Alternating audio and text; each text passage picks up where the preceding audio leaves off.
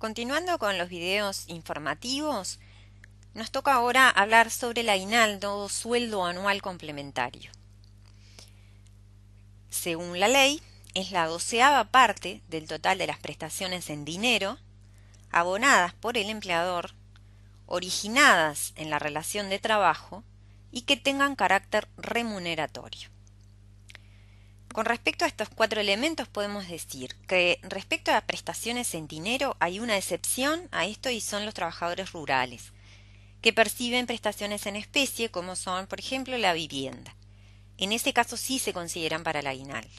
En el resto de los trabajadores se consideran solamente las prestaciones en dinero.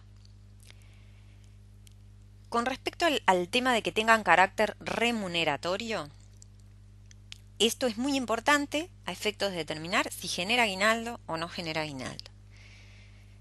Por ejemplo, partidas indemnizatorias o compensatorias que se abonen,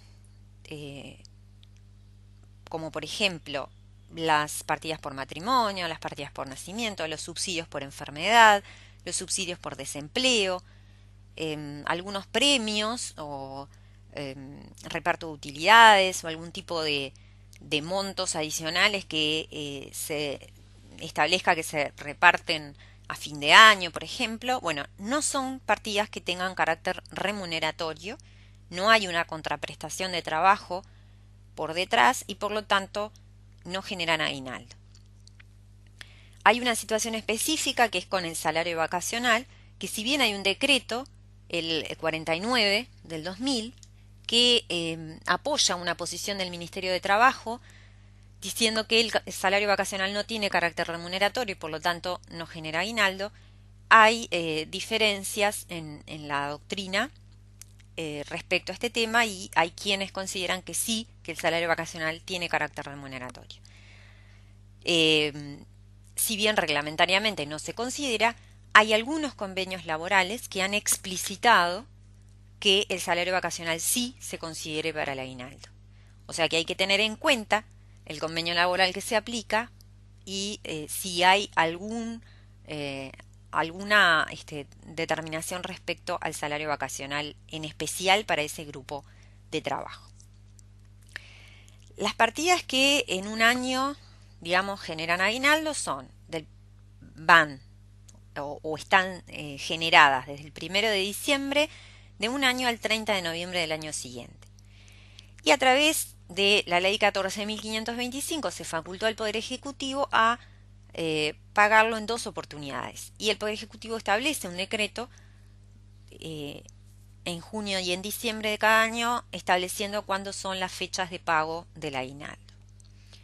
En junio se va a pagar el aguinaldo que corresponda a las prestaciones generadas desde el 1 de diciembre de un año al 31 de mayo del año siguiente. Y en diciembre se paga el aguinaldo correspondiente a las prestaciones generadas desde el 1 de junio al 30 de noviembre de ese año. Algunas empresas llaman a la primera parte, a la parte que se paga en junio, adelanto de aguinaldo y a la parte que se paga en diciembre, complemento de aguinaldo. Otras empresas simplemente dice aguinaldo en el recibo de sueldo o dice liquidación de aguinaldo. Hay un criterio general y es que aquellas partidas o aquellos conceptos que están grabados por contribuciones a la seguridad social, como por ejemplo pueden ser el aporte jubilatorio, si una partida está grabada por aporte jubilatorio, entonces genera aguinaldo, excepto el propio aguinaldo, que no genera aguinaldo. Bien, vamos a ver algunos ejemplos sencillos. El trabajador mensual, en este caso, que ingresa el 15 de mayo del año 2018 y cobra mensualmente un salario de 20.000 pesos nominales. En el mes de agosto realiza horas extras por un importe de 3.500.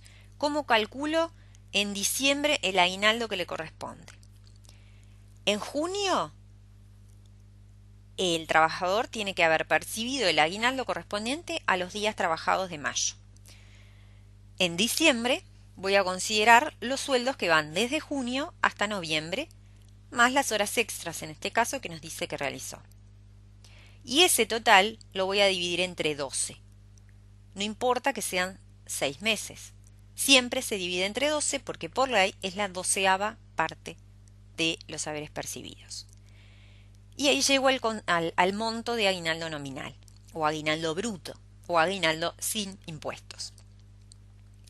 Por supuesto que si hay aumentos salariales, voy a considerar los aumentos salariales, que además puede ser un trabajador mensual, pero puede ser también un jornalero, entonces serían montos percibidos por jornales u horas trabajadas, feriados pagos, horas nocturnas, presentismos, y bueno, partidas que en general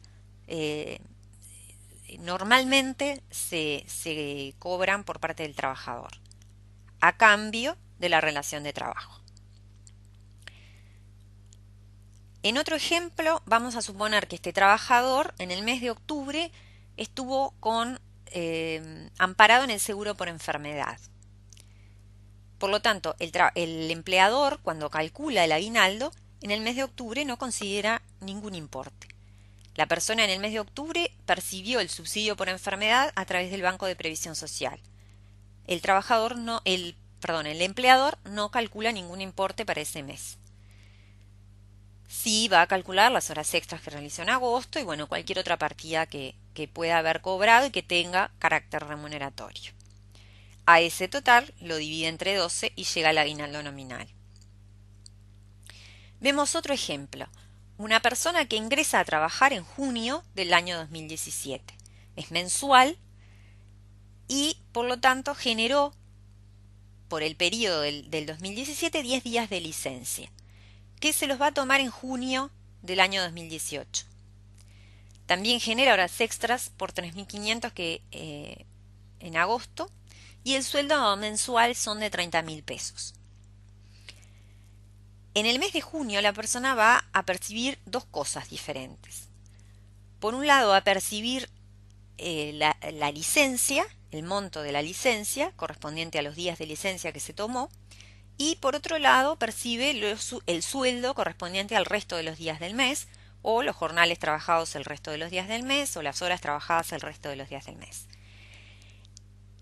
La licencia sí genera aguinaldo, está grabada por aporte jubilatorio y genera aguinaldo. Por lo tanto, en el mes de junio, el empleador va a tener que sumar el importe de la licencia más el importe del sueldo o de los jornales trabajados.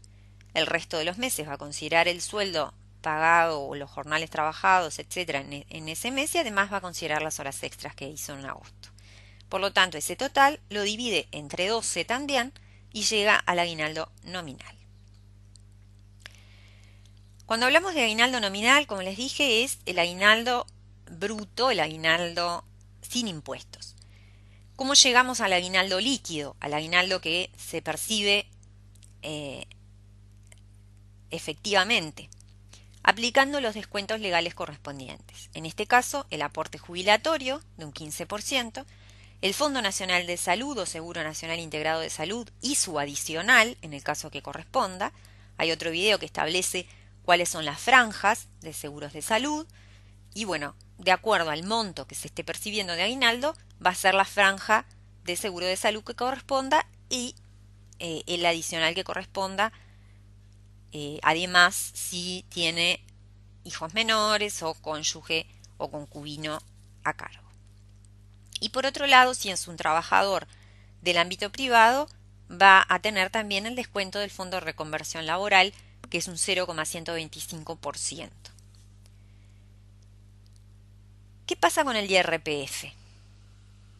¿Vamos a ver IRPF en el recibo de aguinaldo? No, no lo vamos a ver. ¿Pero el aguinaldo está grabado por IRPF? Sí, efectivamente el aguinaldo está grabado por IRPF, por impuesto a la renta de las personas físicas. El impuesto real de aguinaldo, o que se calcula sobre el aguinaldo, se hace cuando se realiza el ajuste anual de IRPF. Y esto se hace cuando se va a pagar el sueldo en diciembre, o a fines de diciembre o los primeros días de enero en realidad. ¿Y cuál es la tasa que se aplica sobre los conceptos percibidos por aguinaldo? Se le va a aplicar la mayor tasa que se haya llegado con el resto de los haberes percibidos. Hay otro video que explica también el ajuste anual de IRPF, pero simplificando, nosotros en diciembre, el empleador a fines de diciembre, cuando va a calcular el sueldo del mes de diciembre, tiene que realizar el ajuste anual de IRPF. Para ello va a considerar todos los haberes percibidos durante todo el año. Y en función de todos esos haberes, sin considerar el aguinaldo, va a determinar cuánto es la franja mayor que se aplica y bueno, las sucesivas franjas de acuerdo a la tabla de IRPF, ¿no? Pero vamos a suponer que el monto total de haberes percibidos llega a un importe tal que, bueno, corresponde como última franja aplicar el 20%. Entonces, al aguinaldo le va a corresponder el 20% de IRPF. Si la mayor franja, la cual llega al trabajador con el resto de los haberes calculados, percibidos durante el año, llega a un 25%, bueno, al aguinaldo le va a corresponder el 25% de IRPF. Pero ¿qué pasa? Durante el año se van haciendo anticipos. Y si observan el recibo de sueldo, van a ver que se van a encontrar con dos conceptos. Un concepto que es monto grabado para IRPF y un concepto que es monto computable para IRPF. El grabado para IRPF es el que corresponde a las partidas que se cobran en ese mes y que están grabadas por el impuesto, ¿sí? El computable es igual o mayor al grabado. ¿Por qué digo igual o mayor?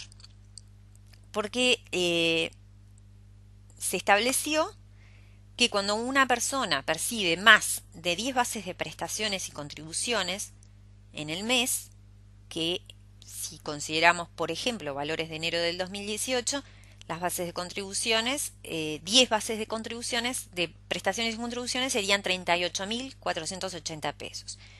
O sea que si el trabajador percibe en forma nominal o en forma bruta, como les llaman algunos, más de 38.480 pesos, al monto grabado por IRPF se le agrega un monto adicional para calcular el IRPF de ese mes.